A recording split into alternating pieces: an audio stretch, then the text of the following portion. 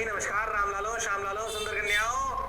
Sir मौज चल रही है, पढ़ाई चल रही है सर, पढ़ाई चल रही है। हर बार यही पूछते हो, यही पूछूंगा भैया। ढंग से अच्छे से करना है तो चलो भाई आगे बढ़ते हैं, टाइम खराब नहीं करते हैं। हम पढ़ रहे थे ज्योमेट्रिकल ऑप्टिक्स। लास्ट टाइम पे मैंने आपको स्लैब का एक फॉर्मूला सिखाया था, उसी प्रूफ से दोबारा स्टार्ट करूंगा क्योंकि उसकी कहानी लंबी चलने वाली है। अपने बेसिक प्रूफ सिखा दिया था, shift from a slab, shift from a slab. चलो करते, आ जाओ आ जाओ आ जाओ आ जाओ भाई, चलो भाई, लो भाई आ जाओ, आगे बढ़ते हैं। अपने बात है, याद ही भूले उस स्लैब के बारे में अपने बात करी थी। मैंने आपको पूरा प्रूफ करके बताया था, ध्यान से समझो, याद करो। मैंने आपको बोला ये x बनेगा ऑब्जेक्ट, बीच में इमेज बनी i डैश। अपने पहला इक्वेशन लगाया n2 n by 1 d dash by x, d dash by nx, nx by image बनी। दूसरी सर्फेस के लिए ऑब्जेक्ट हो गई, उससे दूरी हुई nx plus t, n2 हो गया 1, n1 हो गया n। फिर से फॉर्मूला लगाया, d dash by x plus t by n। ये दूरी आई सेकंड सर्फेस से फाइनल इमेज की, जो आदमी को नजर आएगी। हमने देखा सेकंड सर्फेस ऑब्जेक्ट की दूरी है x plus t और इमेज फाइनल इमेज की दूरी है x plus t by n। दोनों को माइनस कर दें तो जो ऑब्जेक्ट से इमेज शिफ्ट हो गई है, जो इस फॉर्मूले में हमें निकालनी होती है, वो कहलाती है शिफ्ट। तो वो फॉर्मूला क्या आया, e1 minus 1 by n। फॉर्मूले को ध्यान से देखा तो पता पड़ा ये तो इंडिपेंडेंट ऑफ x है, मतलब ऑब्जेक्ट मतलब शिफ्ट ऑफ इमेज आती है ऑब्जेक्ट से। इंपॉर्टेंट शिफ्ट कहां से आती है, ऑब्जेक्ट से। अच्छा, इस बात की डिपेंडेंट होती है कि शिफ्ट और ऑब्जेक्ट के बीच में कितनी दूरी, सही स्लैब पर डिपेंड करती है। e1 minus 1 by n is the thickness of slab, n is the front of the slab. Yes और नो? Yes sir. ऑब्जेक्ट की कितनी दूरी है स्लैब से, इस बात में शिफ्ट का कोई फर्क नहीं पड़ता, इसलिए इस फॉर्मूले को हटा जाता है। अरे हां ना बोलो। अच्छा, तो बात को ध्यान से देखिए। अगर तुम ध्यान से दोनों तरफ क्या था स्लैब के एयर, ये फॉर्मूला तब लगता है जब दोनों तरफ मीडियम सेम। ध्यान से सुनना, पहली बात रेस रेशियो होनी चाहिए, तभी तो फॉर्मूला लगेगा। ये फॉर्मूला लगी तब सकते हैं, तो इस रेशियो कंपल्सन है, ठीक। कुछ नहीं बोला तो मानना है, ठीक भाई। अच्छा, ध्यान से स्लैब दोनों तरफ मीडियम क्या था, एयर। अरे हां सर, दोनों तरफ मीडियम क्या था, एयर। सो एक तरफ होगा, एक तरफ होगा तो ये फॉर्मूला नहीं आ सकता।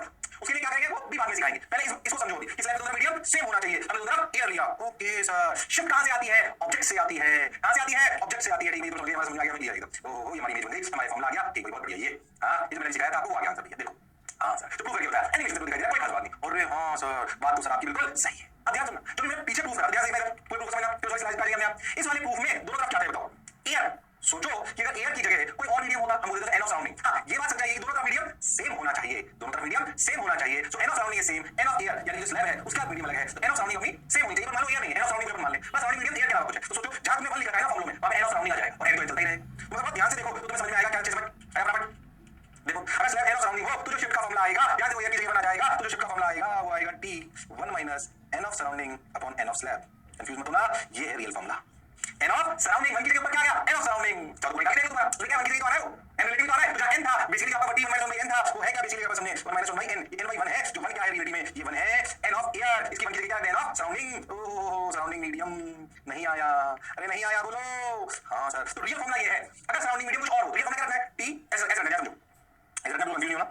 ये अपना ऐसे मीडियम, ये अपनी स्लैब, ये अपना ऑब्जेक्ट, ये अपनी इमेज, ये अपना शिफ्ट, शिफ्ट का फॉर्मूला ये रहा, ये n of surrounding, ये n of slab, ये थिकनेस t। ऐसे पूरी कहानी याद होनी चाहिए। अरे हाँ ना बोलना पड़ेगा, t1 minus n of surrounding upon n of slab। Okay sir, अगर इंपॉर्टेंट पॉइंट सीख सारे साथ दिखाऊंगा, परेशान मत हो। रेस वर्टिकल होनी चाहिए, शिफ्ट ऑब्जेक्ट से आती है। हाँ सर, दोनों का मीडियम सेम होना चाहिए और shift is independent of distance of object from the slab. अरे यस और नो? हाँ सर, बात तो सर आप सही कह रहे हो, जोरदार कह रहे हो, मजेदार कह रहे हो। क्लियर? अरे सोच लो। हाँ सर, हाँ सर, समझ आया सर, अच्छा लग रहा है सर, बढ़िया लग रहा है sir. Okay, got your point, बात समझ आई, बहुत बढ़िया, बहुत सुंदर, बहुत मजा आया। बाबा क्या करें, देखो भाई, अच्छा ये अपने को समझ में आ गया, एन सराउंडिंग है ना, ये एन ऑफ स्लैब।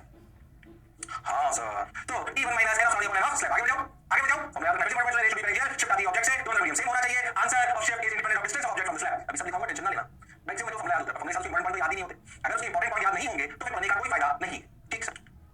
अरे ये समझ गए, देखो देखो देखो इंपॉर्टेंट देखो इधर, क्या लिखा मैंने, देखो क्या लिखा, देखो rays should be paraxial. Okay, medium of should be same, shift is independent of object distance from slab, shift is measured from object.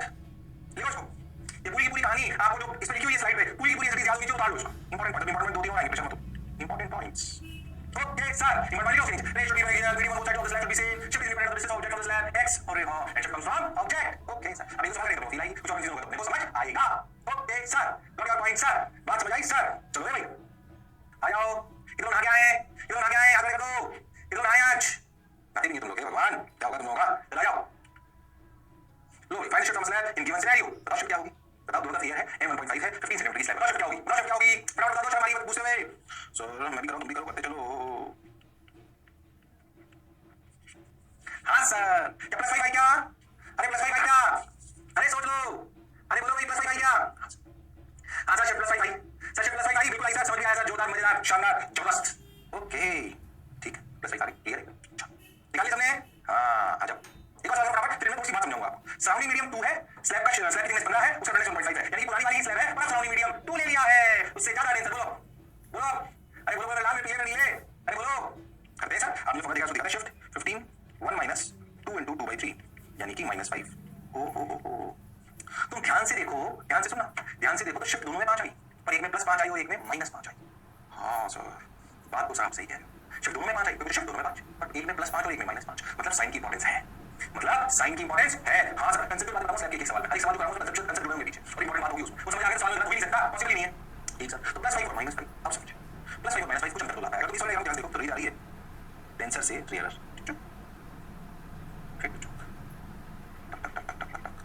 Image का डायग्राम बता रही है पीछे शिफ्ट हुई होगी कितनी 5। अरे हाँ सर, डायग्राम बता रहे इमेज राइट में शिफ्ट हुई लेफ्ट में शिफ्ट हुई, क्या ये साइन बताएगा? हाँ देखो डायग्राम ध्यान दो, तो इमेज में शिफ्ट 5, अरे +5 -5 शिफ्ट 5 है, ऑब्जेक्ट इधर 5 इधर 5 इधर 5, ये पॉइंट बात है कि नहीं है? हाँ सर है, तो शिफ्ट निकालने से बात नहीं बनती, उसके साथ पता होना चाहिए कि +5 -5 है, तो उसकी बात समझ आनी चाहिए। इसमें -5 का मतलब क्या है? शिफ्ट पीछे की तरफ हुई। हाँ सर, हाँ सर, इससे पहले डायग्राम देखो, इससे पहले वाला देखो, ये वाला +5 वाला देखो, इसमें कैसे आ रही है रेयर से टेंसर, रेयर से टेंसर, तो ऐसे ऐसे ऐसे फिर ऐसे, ये इमेज क्या ये +5 है? इस वाले केस में क्या इमेज राइट की तरफ शिफ्ट होगी? हाँ ना, तुम ध्यान से देखो तो +5, ध्यान से समझना, कंफ्यूजन मत होना, +5 आने का क्या मतलब, क्या इमेज राइट में शिफ्ट होगी? नहीं, ऐसे नहीं रखना चाहिए। क्यों? क्योंकि अगर सोचो स्लैब ऐसे होती, ऑब्जेक्ट इधर होता और ऑब्जर्वर इधर होता, तो क्या इमेज किधर शिफ्ट होती? +5, तो इधर लेफ्ट में हो जाती। तो क्या ये बोला समझ आएगी प्लस मींस राइट शिफ्ट? नहीं, ये सही बात नहीं। ऐसे कि माइनस मींस लेफ्ट शिफ्ट? नहीं, ऐसे नहीं। +5 का क्या मतलब है कि shift is towards slab, shift is towards slab, plus का मतलब शिफ्ट इज टुवर्ड्स स्लैब, ये भी गलत है। कई किताबों में लिख देते हैं, ये गलत है। सुनना कैसे, मैं आपको एक एग्जांपल देता हूं। अगर यही स्लैब हो, सुनना अच्छे से, यही स्लैब हो पर ऑब्जेक्ट वर्चुअल हो, कैसा हो? वर्चुअल, ध्यान से सुनना, अच्छी बात बता रहा हूं, देख ऐसे ऐसे, कैसा हो? ऐसे, बोलो भैया ऐसे वर्चुअल ऑब्जेक्ट हो, तो देखो रह जाएगी रेयर से टेंसर, फिर टेंसर से रेयर। ओ इस वाले केस में ये वर्चुअल ऑब्जेक्ट, ये रियल इमेज और ये +5। अरे हाँ देखो ये पता पड़ रहा है? यस सर, मतलब इस वाले केस में तो इमेज क्या स्लैब से दूर चली गई, वर्चुअल ऑब्जेक्ट। अरे हाँ, मतलब ये रखना सही नहीं है, +5 राइट, +5 लेफ्ट, ये दोनों गलत स्टेटमेंट है। प्लस मतलब टुवर्ड्स द स्लैब, ये भी सही नहीं है क्योंकि वर्चुअल ऑब्जेक्ट में दूर हो जाएगी। तो क्या हटे, जिधर जाए काम की रेज, क्या इधर जा रही है काम की रेज, इसमें कैस में काम की रेज इधर जा रही है, कैस में काम की रेज इधर जा रही है, जिधर जाए काम की रेज, अगर प्लस आए शिफ्ट तो जिधर जाए काम की रेज उधर शिफ्ट होगी। तो +5 शिफ्ट का मतलब उधर होगी शिफ्ट, जिधर जाए काम की रेज। किताबों की तरह टुवर्ड्स द स्लैब रख लेना, टुवर्ड्स ऑब्जेक्ट में गलत हो जाएगा। बहुत सुंदर बात कह रहा हूं। Plus T one minus you का मैग्नीट्यूड देगा, उसका साइन आपको बताएगा शिफ्ट किधर हो रही है। अगर शिफ्ट पॉजिटिव हो रही है तो जिधर जाए काम की रेज, और अगर नेगेटिव हो रही है तो अपोजिट टू काम की rays. Is that clear to you? अरे यस और नो? हां सर, तो there is a strong message from plus and minus. Plus means towards the काम की rays, negative means away from the काम की रेज। यस और नो? अरे यस और no? Yes sir, got your point sir, बात समझ आई सर? स्लाइड में भी दिखा दूंगा, शानदार। हाँ सर, समझ तो आ रहा है सर, अच्छा भी लग रहा है सर, मजा भी आ रहा है सर। अब क्या करें सर? आगे बढ़ो, बढ़ते चलो, देखो रे भाई, वाह रे भाई, क्लास में लिखा दूंगा, पहले बात लिखो। ये डायग्राम है ना, ये केसेस, ये देखो case 1 same slab, case 1 case 2 case 3, इनको समझो सेम स्लैब के लिए। हां अभी से इंटरप्रिटेशन कराया आपने कि प्लस का मतलब लिखा हुआ है क्वेश्चन को, प्लस शिफ्ट का मतलब जिधर जाए काम की रेज, नेगेटिव मतलब अपोजिट टू काम की rays. Okay sir, got your point sir, अब समझे सर? माइनस का मतलब पीछे, इसीलिए आंसर पीछे आया। What does negative shift mean? Opposite to काम की रेज। अब समझो, दोनों पॉइंट आ गए, अब ये पॉइंट कितने पॉइंट आ गए? इफ शिफ्ट इज पॉजिटिव कि नहीं, ये दोनों नहीं। If shift is positive, take it in the direction of काम की raise. If shift is negative, take it to opposite to काम की रेज। ये कोई किताबों में ज्ञान नहीं मिलने वाला है, किताबों में सब मिलेगा T1 minus mu of surrounding upon mu of slab। भैया उस फॉर्मूले से काम नहीं चलता, फॉर्मूला कब लगता है, कहां लगता है, किस कंडीशन में लगता है, उसकी हर एक टर्म का क्या मतलब है, that is more important, that is more important। yes or no? yes sir, got your point sir। चलो भाई, अरे हो गया क्या? अरे सोचो। हाँ सर, हाँ सर, बात तो सर आपकी सही लग रही है, जोरदार लग रही है, मौज के साथ लग रही है। चलो भाई, बढ़िया भाई, बहुत बढ़िया, बहुत सुंदर, बहुत मजा आया बाबा। अब क्या करें, आगे बढ़ो, बढ़ते चलो, बढ़ते चलो। If shift is positive, take it into the direction of काम की रेज। अरे बोलो भाई, अब कैसे सवाल? उतनी बात समझिए, इस तरह होनी चाहिए। शिफ्ट ऑब्जेक्ट से आता है, dependent distance object from the slab होता है, जिधर जाए काम की रेज, उधर पॉजिटिव आए तो उधर लेना है, अपोजिट काम की रेज नेगेटिव होता है। शिफ्ट हमेशा ऑब्जेक्ट से आती है, ये समझ जानते हैं। लेकिन मल्टीपल स्लैब, ये सवाल आपके सामने 3 स्लैब दी हुई, ऑब्जेक्ट इधर है, 3 स्लैब दी, ऑब्जेक्ट इधर है। देखो भाई 15 1.5 वहां से एरिया है, 3 स्लैब 10 सेंटीमीटर 20 सेंटीमीटर एरिया सब area n 1.5 n 2 n 1.5 observe 3 slab के बाद आपसे पूछा जाए कि बताओ भाई फाइनल इमेज कहां नजर आएगी ऑब्जेक्ट को, या फाइनल इमेज कितना शिफ्ट हो जाएगी, तो आप क्या करोगे? सिंपली देखते हैं शिफ्ट, इसकी शिफ्ट कितनी है, सो शिफ्ट मान लेते हैं 15 1 minus 2 by 3 that is plus 5। इसकी shift 20 s2 1 minus 1 by 2 that is plus 10। शाबाश। इसकी shift s3 is 30 1 minus 2 by 3 that is plus 10। क्या इस स्लैब की पहली स्लैब की इमेज बनेगी, दूसरी ऑब्जेक्ट होगी, क्या पहली स्लैब इमेज को 5 सेंटीमीटर शिफ्ट करेगी, दूसरी स्लैब 10 करेगी, दोनों प्लस है, क्या तीसरी प्लस करेगी? अरे हां, तो नेट शिफ्ट क्या होगी बताओ? क्या आपको देखा चुपचाप नेट शिफ्ट होगी s1 plus s2 plus s3, बिल्कुल सही। यानी कि कुल मिलाकर 10 10 25, क्या 25 सेंटीमीटर पर फाइनल इमेज शिफ्ट हो जाएगी s नेट। इसको साइन के साथ ले लेना चाहिए, डायरेक्ट आंसर। अरे पहले सारी इमेज दूसरी ऑब्जेक्ट होगी, अरे पहले 5 शिफ्ट करी, फिर दूसरी 10 करी, फिर दूसरी 10 करी, 25 सोचना क्या है? अरे हाँ sir. So in net shift, if there are multiple slabs, then you can simply add the shifts of the slabs and you will get a net shift. Yes sir, it is very simple. If you have multiple slabs, then the shift is simply addition of shifts of individual slabs and add them with sign. So अगर किसी का sign negative आ जाता तो negative के साथ जुड़ता, परेशान होने की बिल्कुल आवश्यकता नहीं है. ये सवाल में नहीं दिख रहा था तो भी तुम कर पाते शायद. अरे खाना बोलो भाई, अरे सोच लो. और मैं इस खेल से तुम्हें अच्छा खेल समझाना चाहता हूँ. एक और इंपॉर्टेंट बात समझाना चाहता हूँ, ध्यान देना. उस कॉन्सेप्ट का इंपैक्ट लेंस तक जाएगा. लेंस में भी ऐसी बात आएगी तब वो रिवाइज कराऊंगा और बताऊंगा, इसलिए ध्यान देना. शर्माना मत, जिसने की शर्म उसकी आई number come. Okay sir, got your point sir, बात समझ आई सर. अब क्या करें सर? चलो रे भाई, बहुत बढ़िया बाबा, आ जाओ. +5 +10 +10. अगर तुम ध्यान से देखो तो जो शिफ्ट आई 25, ये इस 10 और इस 20 के इंडिपेंडेंट है. एस नेट क्या कहना चाहूंगा समझो अच्छे से लिखता हूं. एस नेट इन 10 और 20 की दूरियों के इंडिपेंडेंट है. मतलब स्लैब्स के बीच की दूरियों से कोई फर्क नहीं पड़ता. अरे हाँ सर, एसनेट इन 10-20 की दूरियों के इंडिपेंडेंट है. मतलब स्लैब्स के बीच की दूरी. सोचो 10 सेंटीमीटर आप लिखा हुआ 10 सेंटीमीटर वाला. इस 10 सेंटीमीटर के 5 सेंटीमीटर का आंसर में क्या फर्क पड़ता शिफ्ट में? क्यों शिफ्ट ऑब्जेक्ट से आती है. अगर इन स्लैब्स के बीच की दूरी 10 के 5 होती क्या फर्क पड़ता? सब कोई फर्क नहीं पड़ता. इस 20 की जगह अगर 2 सेंटीमीटर होता क्या फर्क पड़ता? कोई फर्क नहीं पड़ता. हाँ सर, सोचो मैं इस 10 सेंटीमीटर को जो पहली दो स्लैब्स के बीच की दूरी है उसको घटाकर 0.0001 सेंटीमीटर कर दूं, कोई फर्क नहीं पड़ता. 20 सेंटीमीटर की जो सेकंड और थर्ड स्लैब के बीच की दूरी है उसको घटाकर मैं 0.00001 mm कर दूं, कोई फर्क नहीं पड़ता. सॉल्यूशन से तो यही समझ आ रहा है. तो इस कहानी से सोचो अच्छे से. क्या मैं अगर तुमसे एक ये वाला सवाल पूछता, ध्यान सुनना, कंफ्यूज मत होना, खाली आंसर नहीं निकालना, मैं कांसेप्ट पे लाऊंगा आपको. ये कहानी समझ आई. पहले बात समझ 90% of this. Now if suppose you will reduce the gap between the slabs tending to 0. ये तो आंसर आ गया. ये तो हो गया टेंडिंग टू 0. ओ गैप टेंडिंग टू 0. देखो कोई गैप नहीं, कोई सवाल है. Gap tending to 0. अरे हाँ, अब ध्यान देना. अरे गैप टेंडिंग टू 0 कर दिया तो सोचो, अगर ये सवाल बच्चों को दूं तो बच्चों का कंफ्यूजन क्या आता है कि जब वो S1 की शिफ्ट लिखेगा, S2 की शिफ्ट लिखेगा और S3 की शिफ्ट लिखेगा तो जो S1 की शिफ्ट लिखा है उसका कंफ्यूजन आता है. S1 की दूसरी तरफ तो मीडियम 2 है. अरे हाँ, और उसका कंफ्यूजन आता है जब बीच वाली स्लैब है उसकी तरफ दोनों मीडियम 1.5. अरे हाँ, ध्यान से समझना. पर आंसर तो 25 ही है. S नेट तो अभी भी 25 ही है. यानी कि S1 + S2 + S3 दो शिफ्ट्स हैं. S2 की वैल्यू अभी भी 21 - 1/2 है. मतलब ध्यान दो, ये जो अपन सराउंडिंग मीडियम बोलते हैं ये किसका मीडियम होता है? स्लैब के जस्ट आसपास का या ऑब्जेक्ट और ऑब्जर्वर का? अरे हाँ ना बोलो, किसके साइड का होता है? ऑब्जेक्ट और ऑब्जर्वर का. N of surrounding means object and observer should be the same medium. अगर स्लैब पास में चिपकी हुई भी है तब भी याद रखें कि साइड वाली स्लैब का मीडियम नहीं आएगा, ऑब्जेक्ट और ऑब्जर्वर का आएगा सराउंडिंग मीडियम. अरे हाँ, तुम क्या इंपॉर्टेंट बात है. अगर स्लैब चिपकी हुई भी है सोचो बीच वाली स्लैब में हमने क्या सराउंडिंग मीडियम लिया? 1 की 1.5. 1 कंफ्यूज नहीं होना, पूरा 1.5 है. ऑब्जेक्ट और ऑब्जर्वर का मीडियम लेते हैं. इसलिए एस नेट में अगर चिपकी हुई भी स्लैब हो तो याद रखें S1 S2 S3 are independent, याद सुना क्या लिखा हूं मैं? are independent shifts with respect to object and observer medium. अरे आना बोलो. S1 S2 S3 are independent shifts with respect to object and observer medium. Yes sir, got your point sir. बात समझ आई सर? हाँ, सही बोल रहे हो सर आप. बिल्कुल 110%. S1 S2 S3 are independent shifts with respect to object and observer medium. Yes sir, got your point sir. बात समझ आई सर? अब क्या करें सर? पढ़ते चलो. देखो रे भाई, वाह रे भाई. डायरेक्ट हमने जो चिपकी स्लैब्स भी हूं तब भी नेट शिफ्ट में S1 S2 S3 independent shifts होती हैं. पास वाली स्लैब का क्या मीडियम है इससे कोई लेना देना नहीं है. उनके लिए सराउंडिंग मीडियम ऑब्जेक्ट और ऑब्जर्वर वाला होगा जो कि दोनों सेम में होने चाहिए. और हां बताओ कितना स्लैब का लिखना है? मैंने जो सराउंडिंग में स्लैब बच्चा बोलता आ गया मुझे स्लैब. इतने important part of this ratio be prediction shift is from object. और हां it is independent distance object from the slab. और हां दोनों का मीडियम ऑब्जेक्ट और observer should be in the same medium. Shift positive आए तो जिधर जाए काम की रेस, शिफ्ट नेगेटिव आए तो अपोजिट टू काम की रेस. अगर स्लैब चिपकी हुई हो तो सबकी शिफ्ट लिखनी है विद रिस्पेक्ट टू ऑब्जेक्ट और ऑब्जर्वर मीडियम. और हां इस सवाल का आंसर भी है तो 25 ही. इतनी बातें स्लैब के फॉर्मूले के साथ अगर याद हो तो कोई सवाल आपका स्लैब का गलत होना संभव नहीं है. कंसेप्चुअल क्लैरिटी होनी चाहिए. Is that clear to everyone? हां सर, परफेक्ट सर, मजा आया सर, शानदार सर, जोरदार सर, बहुत बढ़िया. सही क्या करते आप? मतलब होने की कोशिश, मतलब होने की नाकाम कोशिश कर रहा हूं मैं आजकल. हां चलो आ जाओ. दोनों मोटा हो गया क्या? फिर नहीं चुके. आ जाओ, हो गया? हां सब चलो भाई, पक्का? Yes sir. तुम लोग बनवा रहे हो, पता है अभी तो तुम्हें वो इधर करते हो. कुछ दिन पहले मेरे को एक अपना पढ़ाया हुआ बच्चा उसमें आईटी दिल्ली में था, वो मिल गया है ना. तो पहले तो करते तुम पढ़ते हो है ना, अभी मिल गया कहीं पे मतलब रेस्टोरेंट में. तो मैंने सोचा आएगा पैर वैर छुएगा है ना.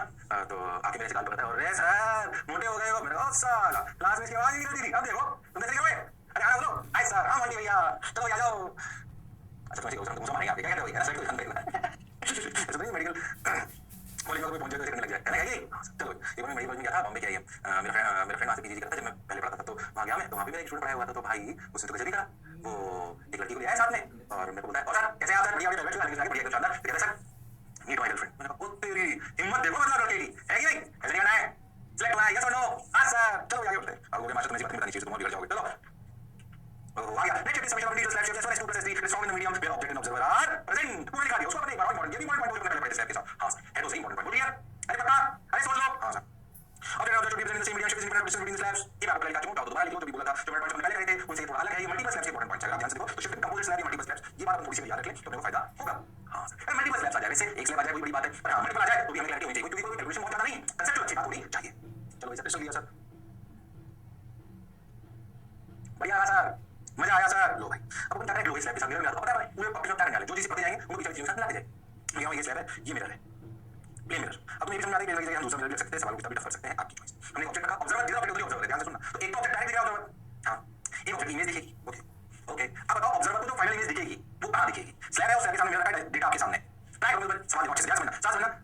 पहले क्या होता है, ऑब्जर्वर को एक इमेज दिखेगी, दो नहीं दिखेगी, एक राइट ऑब्जेक्ट दिखेगा वो इमेज फाइल और ऑब्जेक्ट की एक इमेज दिखेगी। पहले तो सोचो ऐसा क्यों, बीच में कई इमेजेस बनेगी, वो नहीं दिखेगी, ऑब्जर्वर को वही दिखेगी ना, फाइनल उसकी आंखों पे गिरेगी, टकराकर जाकर वापस आएंगी। और हां तो पहले स्लैब फिर मिरर, ऐसे स्लैब, ट्राई करो कर सकते हो तुम लोग, वो हुनर वो काबिलियत वो इंसानियत तुम में है। हां हां चलो बताओ ऑब्जर्वर को फाइनल इमेज कहां नजर आएगी, ऑब्जर्वर को फाइनल इमेज कहां नजर आएगी तुम बता सकते हो। अरे सोच लो, अरे जिसने की शर्म उसके आगे मत कम। अरे हां अरे बोलो भाई, अरे सोचो रे भाई, अरे गारंटीड भाई। चलो भाई फाइनल इमेज में मेरा टेस्ट इनवाइट ऑब्जर्वर, हेलो आ जाओ भाई, हो गया। ट्राई करो करो, जल्दी से दौड़ जाओ, सेकंड मोड करो, फटाफट ट्राई करो, कर सकते हो क्या, शिफ्ट फिर मिरर, मिरर के बारे में तुम जानते हो। हां सर शिफ्ट की जरूरत है, तुम जानते हो, सवाल करो मास्टर से मत भटको।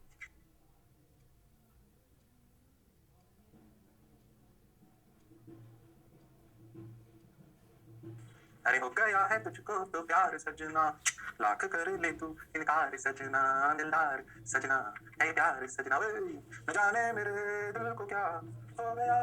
वाह चलो अरे हो गया क्या, अरे हो गया क्या, चलो मैं बताता हूँ। देखो सबसे पहले ट्रेन निकली, ट्रेन की अच्छी बात, ट्रेन निकली साहब कैसे निकली, तो शिफ्ट हुआ, आपने शिफ्ट कैलकुलेट करा, शिफ्ट आया होगा 5, ये मैं बता रहा हूँ, इस स्लैब से शिफ्ट आया 5, हाँ सर ये इमेज बनी 5, ये मान लो I1, क्या ये I1 ऑब्जर्वर को नजर आई, नहीं ऑब्जर्वर तो इधर है, ये नजर आती उस ऑब्जर्वर को तो स्लैब और मिरर के बीच में होता, बिल्कुल सही। क्या ये I1 इमेज मिरर के लिए ऑब्जेक्ट हो गई, हाँ सर तो ये दूरी हो गई 5, 5 प्लस 15 कितना 20, 20 प्लस 15 कितना 5 प्लस 15 20, 20 प्लस 15 35, 35 तो 35 पर इमेज है मिरर के लिए, तो भाई इमेज की क्या मिरर से जो इमेज बनेगी क्या वो होगी इधर 35 पर बनेगी।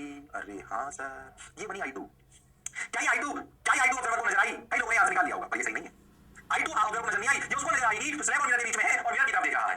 अरे हाँ अभी I2 वाली कहां गई, वो तो फिर से शिफ्ट होगी स्लैब से, ये लो भाई स्लैब से कितना शिफ्ट होगा, फिर से 5, अब काम की रेस की तरफ है। अरे हाँ सर ये फिर से 5, क्या ये I3 इमेज आदमी को नजर आएगी, हाँ क्या ये वाली रेस इधर ऑब्जर्वर की तरफ आ गई है, yes sir got your but, कई लोगों ने निकाल लिया होगा, तो वापस सेकंड बार शिफ्ट करना भूल गए होंगे।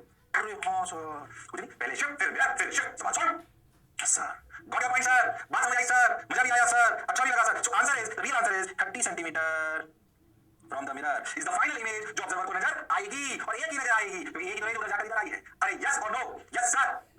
अब तुमको समझ में आनंद सवाल करा सकता हूं, अभी कराऊंगा भी सही, सोचो प्लेन मिरर की जगह कॉन्केव मिरर होता तो क्या 1/d + 1/u = 1/f लगा, सवाल कैसे कर सकता हूं बता रहा हूं, एक कराऊंगा भी सही, परेशान मत हो, सोचो सवाल कैसे बना सकते हैं, मिरर की जगह क्या कॉन्केव मिरर रख सकता हूं, कॉन्वेक्स मिरर रख सकता हूं, दूर पास रख सकता हूं। अरे हां तो जो स्लैब से इमेज बनेगी वो मिरर की ऑब्जेक्ट हो जाएगी, फिर मिरर से इमेज बनेगी फिर स्लैब की ऑब्जेक्ट हो जाएगी। अब कॉन्केव को कॉन्वेक्स को प्लेन रखना पड़ता है, मिरर और करना भैया स्लैब एक की जगह दो रख लो, फिर बाकी रख लो, ये कंपोजिट स्लैब भी बड़ा है तो जाते हो भी कंपोजिट स्लैब का शिफ्ट, फिर रिफ्लेक्शन, फिर आते हो भी कंपोजिट स्लैब का शिफ्ट। व्हाट हो गया सवाल, कहने को टफ है पर अगर आपको कंसेप्चुअल क्लैरिटी है तो आपको डरने की आवश्यकता नहीं है। तो मैं एक सवाल आपको बहुत सारे सवालों का समावेश देता है कि कितने सारे सवाल मास्टर बना सकता है, सवाल बनाना हाथों का मैल है। हाँ सर बात तो सर आप बिल्कुल सही कह रहे हो, सटीक कह रहे हो, जोरदार कह रहे हो, बोलिए अरे सोच लो। हाँ सर ये देखो आंसर आ गया तो आगे हमने पढ़ लिया, तुम समझ गए ये 5 ये 35 और फिर ये ऐसे फिर 5, जो हमने कहा उसका एनिमेशन से बना के दिखाया, हमने तो खुद ही बना दिया था। अरे हाँ सर तो answer is 30 centimetre from the mirror, जो पढ़ा समझा बिल्कुल सही है। लो भाई आ जाओ यहां से इस चीज पे एक सवाल और तुम्हें सोच सकते हैं, एक और करता हूं, एक सवाल और करता हूं, एक एग्जांपल इसको रख दो, एग्जांपल एक और करो, मैं थोड़ा सा अलग टाइप का करता हूं। देखो मान लो मैं तुम्हें बोलूं थोड़ा सा अलग स्टाइल करता हूं, ये तो तुम्हें समझ में आ गया कि प्लेन मिरर की जगह अगर कॉन्केव मिरर दो कॉन्वेक्स मिरर दो के सवाल कर पाओगे। हां थोड़ा सा अलग पूछता हूं, ध्यान से सुनना, काम की बात पूछना, थोड़ा सा कॉन्सेप्ट भी सिखाऊंगा। देखो मान लो 15 सेंटीमीटर, ठीक सर, मान लो ये 1.5, ओके, बाकी सब जगह दिया, कुछ नहीं बोला तो ऐसे ही मान लेना चाहिए, ठीक। इसकी फोकल लेंथ मान लेते 20 सेंटीमीटर, ठीक है, ओके सर, ये दूरी 10 सेंटीमीटर मान लेते, ओके ठीक है सर, कॉन्केव मिरर यहां पर ऑब्जेक्ट रखा है, बोला कि ऑब्जेक्ट x दूरी पर है, ओके। सवाल लेंगे तो सुनना, नया सवाल थोड़ा सा मेरे को पता है, मैं बात समझ कहूंगी, प्लेन मिरर कॉन्केव मिरर सवाल कर सकते हो, मैं सवाल पूछ रहा हूं कॉन्केव मिरर का कुछ अलग वैरायटी, एक नया कांसेप्ट। अच्छा क्या सुनो ध्यान से, ओके मैं आपसे बोलूं कि find x such that image will form on object itself, ध्यान से सुनना मैं क्या कह रहा हूं, ओ एक्स की ऐसी वैल्यू होनी चाहिए कि ऑब्जेक्ट पर ही इमेज बन जाए फाइनल। ओ find X such that image will form on object itself. इसको एक लाइन में अगर बोलना हो तो कई जगह बोलते हैं ऑटो कॉलिनेशन। क्या बोलते हैं? ऑटो कॉलिनेशन। ऑटो कॉलिनेशन कहलाता है कि ऑब्जेक्ट पर ही इमेज बन जाए। ट्राई करो, हम एक्स की क्या वैल्यू लें सिस्टम में कि ऑब्जेक्ट पर ही इमेज बन जाए। ट्राई करो। पता है बहुत लंबा, मतलब कोई मैथमेटिकल ज्यादा टफ सॉल्यूशन नहीं, इसे दिमाग लगाओगे तो एक लाइन में आंसर आएगा। दिमाग लगाना पड़ेगा, सोचो सोचो, ट्राई करो ट्राई करो ट्राई करो ट्राई करो, तुम कर सकते हो, हुनर काबिलियत तुम्हें है। बोलो भाई, बोलो भाई। अरे हाँ, बोलो भाई। सुनाओ मत, जिसने की शर्म उसका नंबर कम। चलो बोलो, ट्राई कर रहे हो, ट्राई कर रहे हो। हाँ, सब कर रहे हैं, ट्राई क्यों नहीं करेंगे, हमें कहाँ जाना है। चलो करो, चलो करो। हाँ हाँ, अरे बोलो भाई। नहीं कर पाए, चलो। ऑटो कैलिब्रेशन मतलब ऑब्जेक्ट पर इमेज बन जाए। तो ऑब्जेक्ट पर जब भी इमेज बने ना, जब भी आए तो मन में रेज रिट्रेस देयर पाथ, इसकी फीलिंग आनी चाहिए कि अगर रे अपना पाथ रिट्रेस कर ले, जैसे जाए वैसे ही आ जाए, तो क्या ऑब्जेक्ट पर ही इमेज बन जाए। हाँ सर, कि जैसे जाए वैसे ही वापस आ जाए, तो क्या ऑब्जेक्ट पर ही इमेज बन जाए। हाँ sir, rays retrace their path. अब सुन, ऐसा कैसे होता है? सुन, रे गई, शिफ्ट हुई। अब सोचो, ये शिफ्ट इमेज, अगर रेज अपना पाथ रिट्रेस करनी है तो मिरर पर परपेंडिकुलरली गिरनी चाहिए। तो ऐसे कैसे वापस आ गई, तो ऑब्जेक्ट पर इमेज बन गई फाइनल। अरे हाँ सर, मैं रेस को रिट्रेस कौन कर सकता है? स्लैब नहीं कर सकता, रिफ्लेक्शन नहीं कर सकता, रिफ्लेक्शन नहीं कर सकता। और रिफ्लेक्शन कब आएगा? जब मिरर पर परपेंडिकुलर गिरेगी। कौन क्यों मिरर पर कब गिरेगी? जब उस मिरर के लिए ऑब्जेक्ट सेंटर ऑफ कर्वेचर पर होगा। अरे हाँ, मतलब ये वाली जो इमेज बनी ना आई डैश बीच में, ये इसका सेंटर ऑफ कर्वेचर होना चाहिए। ये कॉन्सेप्ट क्या कहता है? ये मिरर का सेंटर ऑफ कर्वेचर होना चाहिए। अरे हाँ सर, बात तो सर आपकी सही है। अब सोचो, क्या शिफ्ट जो थी वो क्या 15 1 माइनस 2/3 यानी कि +5 थी? बिल्कुल सही सर। यानी कि जो पहली इमेज आई की आई डैश बनी थी वो 5 इधर थी। Yes sir. तो ये आई डैश बनी, ये सेंटर ऑफ कर्वेचर पर होना चाहिए। और ये दूरी कितनी देखो, x - 5 स्लैब से दूरी प्लस स्लैब की 15 सेंटीमीटर दूरी प्लस ये 10, ये कुल मिला के सेंटर ऑफ कर्वेचर होना चाहिए। सेंटर ऑफ कर्वेचर 40 पर होना चाहिए, यानी कि x की वैल्यू देखो -5 ये +10 +10 +20 20 centimetre is the correct answer. अरे हाँ सर, ये सिर्फ सवाल नहीं था, ये कॉन्सेप्ट था, ऑटो कॉलिनेशन। कभी भी अब अगर ऑटो कॉलिनेशन आ जाए, क्या आ जाए? ऑटो कॉलिनेशन, तो आपको कहानी समझ आनी चाहिए। अगर कभी भी ऑटो कॉलिनेशन आ जाए तो आपको कहानी समझ आ जानी चाहिए। क्या निकाल दिया है? अरे सोच लो, अरे पक्का? हाँ सर, बात तो आपकी सही है सर, जोरदार है सर, मजेदार है सर, हो गया सर, बढ़िया सर। रेस रिट्रेस बात प्लस 5 + 20 ये वो ये सब डन सॉर्टेड, एकदम क्रिस्टल क्लियर। अरे हाँ तो बोलो, तो ऑटो कॉलिनेशन रीजन रिट्रेस रिट्रेस कराएंगे इससे मेरा होता है कि ये बात यहां के सवाल पे नहीं, कॉन्सेप्ट कुछ बहुत भी नहीं। ऑटो कॉलिनेशन जब ऑब्जेक्ट पर इमेज बन जाए, ऑब्जेक्ट पर इमेज बन गई, रेस को अपना पाथ रिट्रेस करना चाहिए। रिट्रेस कराने के लिए मिरर होना चाहिए और परपेंडिकुलर रे चलनी चाहिए। हाँ सर, समझ आया। लेंस में अगर ऑटो कॉलिनेशन आए क्या कर पाओगे? हाँ, कैसे आगे सामने बाकी मेरा कॉलेज में करूं, क्या सवाल कर सकता हूं? हाँ, मैं तो आपको मल्टीपल सवाल ऐसा पूछ ऐसे करना, टाइम पास नहीं, सुनना सही। बस मन में कॉन्फिडेंस लाना कि कोई अगर आपको ऐसा सवाल दे दे, 3 स्लैब रख दे, इधर मिरर रख दे और यहां ऑब्जेक्ट रख दे, क्या आप सवाल कर सकते हो? कैसे का सवाल है? पहले 3 स्लैब से शिफ्ट लो, फिर मिरर से इमेज बनाओ, फिर मिरर से इमेज बनाओ, फिर 3 स्लैब के लिए शिफ्ट लो, आंसर निकालो। टाइम पास है, पर आ भी जाए तो सवाल तभी हम कर सकते हैं। सिर्फ एक सवाल नहीं, मैं बताया कि अनंत सवाल कैसे बन सकते हैं, तो फिर आपको आनी चाहिए, तभी तो पढ़ने का मजा आएगा। हाँ बोलो भाई, अरे सोच लो। हाँ सर, समझ तो आया सर, अच्छा लगा सर, क्लैरिटी है सर, गारंटीड सर। चलो तो फिर आगे बढ़ते चलो, देखो रे भाई, अरे भाई देखो ये, ओके गॉट योर पॉइंट, बात समझ आई? ओके सर, हो गया, सब समझ आ गया, ये सब समझ गया, आंसर आ गया तो पहले आ गया। अब देखो, अब क्या ध्यान समझना, मैं बताऊं। जितनी भी दुनिया में स्लैब में पड़ी उसमें एक बात कॉमन थी, क्या कंस्ट्रेंट थी? कंस्ट्रेंट थी, बल्कि क्या कंस्ट्रेंट थी कि ऑब्जेक्ट और ऑब्जर्वर एक ही मीडियम में था। हाँ, नहीं हो तो अलग मीडियम में हो तो कोई बात नहीं, go with the basics, go with the basics. एक ऑब्जेक्ट और observer are in different medium, how will deal with it? It's also kind of slab. आप जो नई बात हो सकती है, पैरेलल चीजें हैं, बट हां आप समझने का प्रयास करें कि अगर ऑब्जेक्ट और ऑब्जर्वर डिफरेंट मीडियम में, तब भी बेसिक्स तो हम जा ही सकते हैं। निकाला तो हमने n2/n1 बराबर d/dt था, तो दो लगा लेते। आइए देखो, if object and observer are in different mediums, मान लो object t1 t2 t3, situation ये है n1 n2 n3। ऑब्जेक्ट है n1 में, बीच में एक t2 लेंथ का n2 मीडियम है, और राइट में ऑब्जर्वर है जहां पे n3 है। ऐसे मल्टीपल यूज सकते हैं, अब पहले इसको प्रूव कर लेते हैं, ध्यान समझिए, बेसिक से चलते हैं। तो ये ऐसे सब बताएंगे। फर्स्ट रिफ्लेक्शन के लिए n2 बोलो n2, n1 बोलो n1, d डैश निकालना है, d की वैल्यू t1, d डैश की value n2/n1 * t1। Crystal clear? Yes sir. लो भाई सर, ये ऐसे गई, मान लो यहां से आती हुई लगी, और ये जो आपकी पहली दूरी आई, ये आई n2/n1 * t1 फ्रॉम यहां से। Yes sir, crystal clear sir. Okay, second reflection ध्यान से समझे, अच्छे से देखें। ये गई ऐसे, मान लीजिए ये second reflection n2 n3 n1 n2, इसलिए रिफ्लेक्शन डैश मान लेते हैं, कुछ भी d डैश की वैल्यू इसके लिए ध्यान से समझो, ये अपनी i1 इमेज बनी थी, ऐसे समझो आप। यानी i1 इमेज ऑब्जेक्ट है, तो इसके लिए d क्या हो गया? n2/n1 t1 + t2, n2/n1 t1 + t2। अरे हाँ सर, तो d डबल डैश जो यहां से दूरी आई, क्या ये i फाइनल है? अरे हाँ, क्या उनकी ये दूरी है i? अरे हाँ, जिसे हम d डबल डैश बोल रहे हैं। Okay sir, what is d double dash? ध्यान से देखो, n2/n1 t1 रखोगे तो n2 इनटू बच जाएगा n3 t1/n1, बिल्कुल सही, प्लस n3 t2 गड़बड़ करा के मैंने, n3, हाँ बिल्कुल, t1/n1 और n3 t2/n2, बिल्कुल सही, बिल्कुल सही। ये फाइनल इमेज की दूरी आई सेकंड सरफेस से। इस वाले खेल में फाइनल इमेज की दूरी मान लो ऑब्जर्वर से निकालें, इसे डी बोल देते हैं, डी। डी इस वाले केस में क्या बोलेंगे? डिस्टेंस ऑफ, ध्यान से सुनना, distance of final image from observer. क्यों ऐसे लिख रहे हैं आपको समझ में आ जाएगा। Distance of final image from observer. ओ इस पर्टिकुलर सवाल में देखो तो D is basically D double dash plus D three. Yes, sir. What is D? D is distance of final image from observer. समझे अच्छे से? What is D? D is D double dash plus D3. So D is equal to D double dash यानी कि M3 T1 by N1 plus N3 T2 by N2 plus T3. क्या इसको लिख सकते हैं M3 T3 by N3? N3 इसे divide करके last हमको T3 को लिख सकते हैं। क्यों ऐसे समझ में आएगा? अच्छा फॉर्मूला आएगा क्योंकि देखो N3 T1 by N1 plus T2 by N2 plus T3 by N3। अरे हाँ sir, T1 by N1 T2 by N2 N3 क्या है? सोचो N of observer। अरे हाँ, ये जनरलाइज बन जाता है अपने आप फॉर्मूला। अगर मल्टीपल रीजन भी होते बीच में तब भी हम कर सकते हैं। मैं जनरलाइज कर रहा हूँ। ये कहां से समझ आई क्या? डी कहां से नापते हैं? डी नापते हैं ऑब्जर्वर से। यार रशियन कहां से आई थी? ऑब्जेक्ट से। इसमें डी कहां से आता है? ऑब्जर्वर से। अरे हाँ सर, डी कहां से आता है? ऑब्जर्वर से। तो देखो फॉर्मूला कैसे हुआ, ध्यान से उसको कैसे लिख सकते हो तुम लोग। n of observer t1 by n1 plus t2 by n2 plus t3 by n of observer. अरे हाँ, वो n जो भी आपको मानना हो। इसको जनरलाइज कर दो, परेशान मत हो। अभी मैंने ईमेल लिखा है, मल्टीपल तो भी बन सकते हैं। कहानी समझ में आनी चाहिए। बाकी सब इसमें क्या टेस्ट वैल्यू होनी चाहिए, ये होना चाहिए। डी कहां से आता है? डी आता है ऑब्जर्वर से। वो तो एकदम आता है।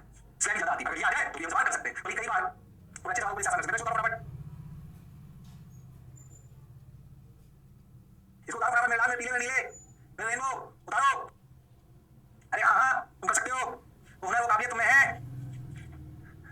अरे बोलो भाई, उतार लिया क्या? डी कहां से नापते हैं? Distance of image final image from observer. Image final, ये ऑब्जर्वर और ऑब्जेक्ट अलग अलग मीडियम में कहां हो? अलग अलग मीडियम। ठीक सर, समझ तो आया सर? अच्छा लग रहा है सर? मजा आ रहा है सर? ठीक, आ जाओ भाई, आ जाओ भाई, आ जाओ।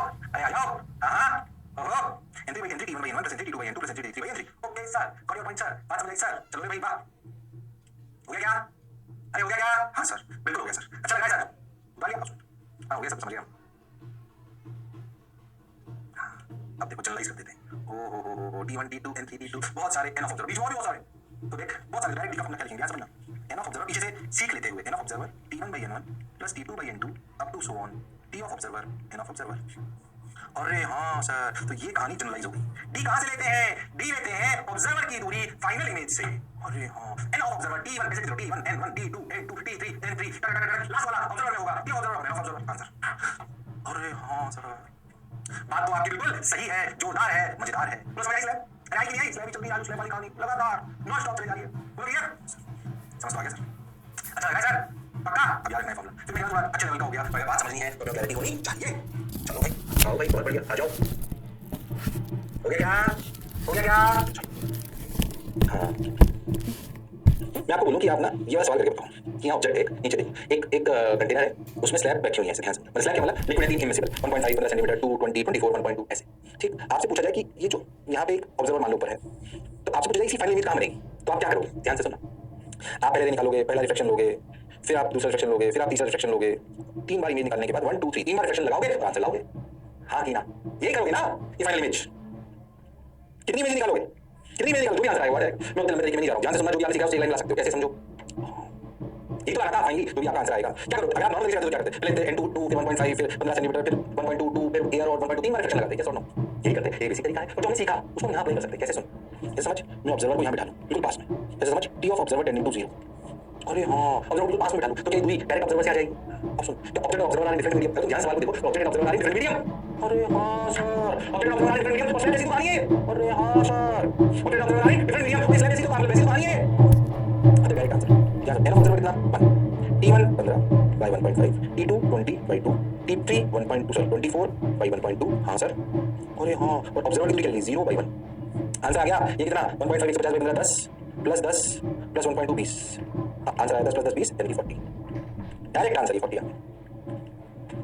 अरे हाँ सर, वो जो 3 बार लिख के सॉल्व करते हैं वो 1 लाइन में आंसर आ गया। कितने लाइन में आंसर आ गया? 1 लाइन में। दिमाग चलना चाहिए। अरे हाँ, मैंने सवाल पहले से नहीं कहा क्योंकि शॉर्टेज सिखानी थी आखिरी में, इसलिए दिमाग चलना चाहिए। ऐसे मल्टीपल बात होगा, क्या करनी है हमें? हम तो फॉर्मूला सीख गए। D equal to A observer T1 by N1 T2 by N2 वाला की बहुत ज्यादा नहीं, टफ थोड़ा सा बहुत ज्यादा इसमें कोई आवश्यकता नहीं है, पर हम तो सीख गए भाई। अब तो मौज आ गई सर। अरे ये सुनो, अरे सोच लो, मौज तो आ गई सर। समझ तो आया सर? अच्छा लगा है सर? बहुत बढ़िया सर, क्रिस्टल क्लियर सर। चलो भाई, वाह रे, मजा आया भाई। चलो ये क्या? अरे सोच लो। हाँ सर, ये है सर, समझ आ गया सर, अच्छा लग रहा है सर। आगे बढ़ाऊं? अरे आगे बढ़ाऊं? लो भाई 40 कटिंग समझ आई? हाँ सर, आगे आ गई 40 सेंटीमीटर। जो पढ़ा जो समझा बिल्कुल सही है। हो गया। अब सोचो स्लैब भैया दोनों मीडियम से मूव कर सकते हैं, मल्टीपल स्लैब कर सकते हैं, स्लैब के साथ मिरर मिला लो कर सकते हैं, ऑटो कॉलिमेशन हम समझते हैं, अगर मल्टीपल लेयर ऑफ लिक्विड भर दे तो भी हम सवाल कर सकते हैं, ऑब्जेक्ट ऑब्जर्वर डिफरेंट मीडियम में हो तब भी हम सवाल कर सकते हैं। यस सर, इतनी चीजें अपन पढ़ चुके। बोलो यहाँ तक की बात समझ आई? अरे पक्का? अरे सोच लो। Yes sir, got your point sir, बात समझ आई सर। आगे चलते हैं, देखो हो गया, हो गया। अब देखो ओ लिटिल शिफ्ट फ्रॉम स्लैब, ध्यान से समझे अच्छे से, मैं बताऊंगा आपको समझे। इफ रेज आर नॉट पेरिक्जियल, हमने जो भी पढ़ा वो सब पेरिक्जियल के लिए था। वो किसके लिए था? पेरिक्जियल के लिए। मान लो मैं एक की बात करूं जो रेज सॉफ्ट गई पर पेरिक्जियल का मतलब एंगल ऑफ इंसिडेंस बहुत वाला जो भी बहुत पेरिक्जियल था, क्योंकि इमेज बनती है, बड़े एंगल हो जाएंगे तो हर एंगल जाएगी तो इमेज सबसे एक अच्छी इमेज नहीं बनेगी। ठीक है, तो समझे। तो अगर आपकी स्लैब पर रे जो गिरे I is not small, okay, तो क्या होगा पहले तो अपन ये समझे। मान लो कोई रे गिरी आई एंगल पे, तो अंदर कितने पे आई? आर पर। ये देखो, हाँ सर बिल्कुल आई सर, ये देखो, ये ऐसे आई पे गिरी तो आर पे अंदर आई। अब सोचो अगर ये एंगल आर है ये वाला, तो ये भी आर है, ऑल्टरनेट एंगल। अच्छा सोचो रे गिरी आई पर, अंदर उसी आर पे, तो अंदर दोबारा जब गिरी तो फिर गिरी आर पर, तो निकलेगी कितने पे? आई पे, क्योंकि n1 sin i = n2 sin r, क्योंकि पैरेलल सरफेसेस हैं। तो आई पे गिरी आर, आई पे गिरी आर में घुसी, फिर आर में घुसी तो आई में निकली, लॉजिकल है। अगर ऐसा है तो ये वाली लाइन और ये वाली लाइन पैरेलल हो गई एक दूसरे के। यानी कि कोई आपसे पूछे, एक बात पूछूं कि what is deviation in a ray from slab, कोई आपसे पूछे कि deviation from, what is deviation, what is deviation from a slab, what is deviation in a ray from a slab. चले गए किसी स्लैब से पार होती है तो उसमें क्या डेविएशन होता है? कोई नहीं होता। Answer is zero, it comes parallel और रेयर। हाँ सर, कोई भी स्लैब में गिरेगी उसमें डेविएशन नहीं हो सकता। क्यों? भैया जो रे गिरती है पैरेलल निकलती है, लॉजिक आपके सामने, बेसिक बात। सर पैरेलल निकलती है सर, बिल्कुल क्रिस्टल क्लियर है सर, बात आपकी समझ आ रही है सर, अच्छा लग रहा है सर, मजा आ रहा है सर। ठीक ठीक सर, पैरेलल निकलती, पैरेलल तो निकली, पर ध्यान से समझो पैरेलल निकली बिल्कुल सही। सोचो स्लैब नहीं होती तो ये रे ऐसे जाती, पर क्या स्लैब के होने की वजह से ये शिफ्ट हो गई, निकली तो पैरेलल। हाँ ये पैरेलल है, पैरेलल लाइंस। बट क्या ये शिफ्ट हो गई?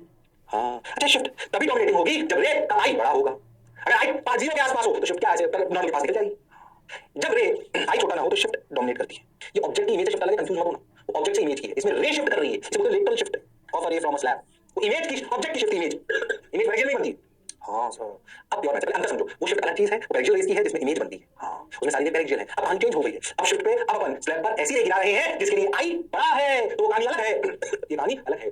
जब भी किसी भी स्लैब पर कोई रे गिराते हैं तो भैया वो उसके पैरेलल ही निकलती है। पर अगर एंगल ज्यादा हो तो क्या कुछ शिफ्ट हो जाती है, उसे कहते हैं लेटरल शिफ्ट। ये है लेटरल शिफ्ट, ये कहलाता है एस और ये कहलाता है लेटरल शिफ्ट। अब इसको मैथमेटिकली निकाल लेते हैं, फॉर्मूला रख लेना। ओके सर, डेविएशन अलग बात है, पहले वाली शिफ्ट अलग बात, ये वाली शिफ्ट अलग बात है। समझ में आना चाहिए कहां पे क्या पूछा जा रहा है, इधर उधर सब लड़ा हो जाए। ओके सर, बात समझ आ रही सर, अच्छा लगा सर, चलो भाई ठीक, अच्छी बात। अब क्या करें, देखो भाई यार अब समझे, ये आई आर, क्या ये आई माइनस आर? हाँ सर, ये कितना आई माइनस आर, बिल्कुल सही चल रहा है सर, बिल्कुल सही। अब ध्यान से ध्यान देना, मैं नामकरण कर देता हूँ ए बी सी, ये डी, ठीक।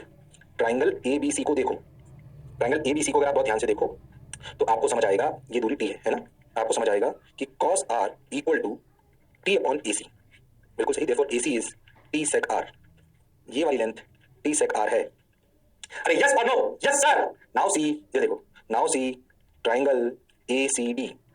अब देखो ये एंगल आई माइनस आर है, समझना, साइन आई माइनस आर। इसमें देखो हाइपोटेन्यूज अगेन एसी है और परपेंडिकुलर सीडी है जो शिफ्ट एस कहलाएगा, यानी कि sine I minus R is shift S upon AC, AC is T sec R, so the formula for shift is T sec R sine I minus R. Formula for shift is T sec R sine I minus R, कितना? T sec R sine I minus R. T sec R sine I minus R is the formula for lateral shift. सोचो तो इधर slab में क्या पता होता है? T पता होता है, उसका एन पता होता है और आई पता होता है। अगर आई पता है और एन पता है तो आगे आ सकते हो स्नेल्स लॉ से, n1 sin i = n2 sin r। इसे क्या बोलते हैं? Snell's law. और हाँ, लॉज ऑफ अट्रैक्शन भी बोल सकते हो, नाम एक और स्नेल्स लॉ भी होता है, नहीं बोला है तो समझ लो उस बात। Snell's law, n1 sin i = n2 sin r, तो t sec r sin i minus r is the formula. क्या i n पता है, क्या निकल आएगा तो आंसर आ जाएगा।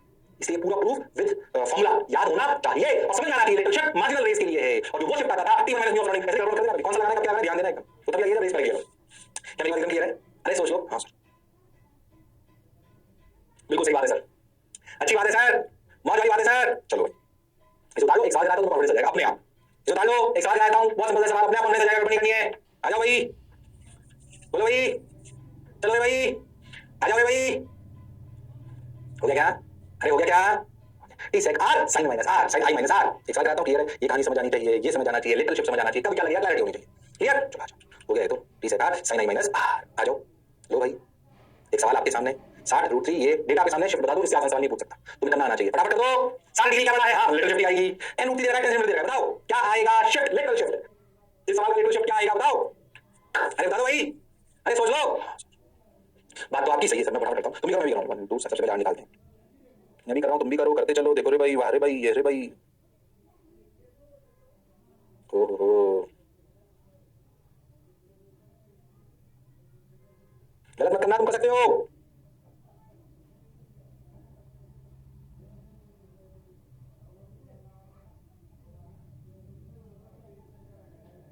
बोलो आया क्या? मेरा आंसर है 10 बाई रूट 3 सेंटीमीटर। तुम निकाल पाए क्या? फटाफट बताओ, तुम निकाल पाए क्या? हाँ sir, 10 by root 3 centimetre answer. ये ये मतलब भी समझ आना चाहिए। अगर एक बार प्रूफ कर लिया तो ठीक है, तुम्हारा फॉर्मुला बेस्ड है, अब वो समझ आना चाहिए। क्या मैं निकाल सकता हूं? हां। क्या मैं ऑब्जर्व मीडियम में निकाल सकता हूं? हां। क्या मैं स्लैब पे इजी हो गई है? हां। पूरा लेक्चर स्लैब के लिए बताया अपन, parallel surfaces. Is it clear to everyone? Yes और नो? Yes sir. नेक्स्ट हम पढ़ेंगे, आपने सुना होगा